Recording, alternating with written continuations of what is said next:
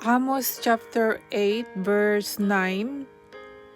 At mangyayari sa araw na yaon, sabi ng Panginoong Diyos, na aking palulubugin ang araw sa katanghaliang tapat, at aking padidilimin ang lupa sa maliwanag na araw.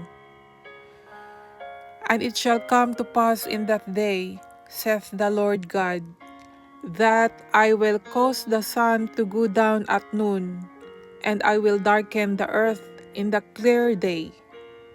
Yan mga kaibigan, klaro po mga kaibigan, ito po ay prophesy ni Propeta Amos, mga kaibigan. Na sana wag mangyaring ganito sa atin sa panahon natin, ano? At repent mga kaibigan, read the word of God,